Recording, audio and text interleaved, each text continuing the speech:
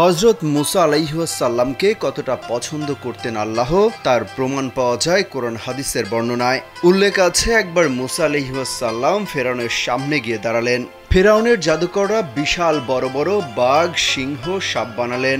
এসব দেখে মুসা আলাইহিসসালাম ভরকে গেলেন, ভয় পেয়ে গেলেন।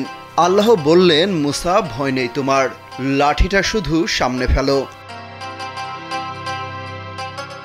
মুসা আলাইহিসসালাম সেই লাঠিটি ফেলার সাথে সাথে বিশাল বড় একটা অজগর সাপ হাজির হয়। সেই সাপ ফেরাউনের জাদুকরদের বানানো সব বাঘ, ভাল্লুক, সিংহ, সাপগুলোকে জ্যান্ত খেয়ে ফেলে। এরপর ফনা ধরে বলতে থাকে, আর কি আছে নিয়ে আয় সামনে।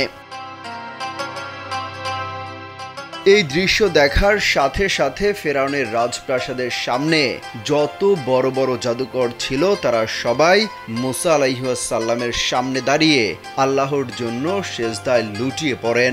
সেজদায় লুটিয়ে পড়ে ঘোষণা দিল তারা ফেরাউনকে মানেন না, কোনো নাস্তিককে মানেন না। তারা মুসার রব, হারুনের রব, বনী ইসরায়েলের রব আল্লাহর জন্য সেজদায় লুটিয়ে পড়েন। মুহূর্তেই এক সেজদার কারণে তাদের হেদায়েত দান করেন মহান আল্লাহ তাআলা। ইসলামিক বক্তারা এই ঘটনার বর্ণনা করে বলেন, একমাত্র আল্লাহ ছাড়া কেউ কাউকে হেদায়েত দান করতে পারে না। বলেন, অনেক বাবা ছিল নবী কিন্তু ছেলের কপালে হেদায়েত নেই। আবার অনেক ছেলে ছিল নবী কিন্তু বাবার কপালে হেদায়েত নেই।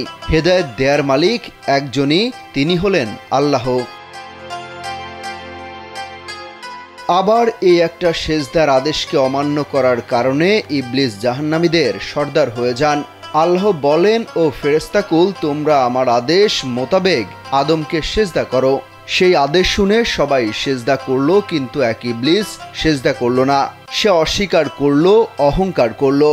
সাথে সাথে সে কাফেরদের অন্তর্ভুক্ত হলো, জাহান্নামীদের সর্দার হলো মাত্র একটা সেজদা না দেওয়ার কারণে। পবিত্র কোরআন শরীফে উল্লেখ আছে, কেউ যদি আল্লাহর কাছে যেতে চায় তাহলে বেশি বেশি নামাজ পড়তে হবে, আল্লাহর প্রতি সেজদা করতে হবে।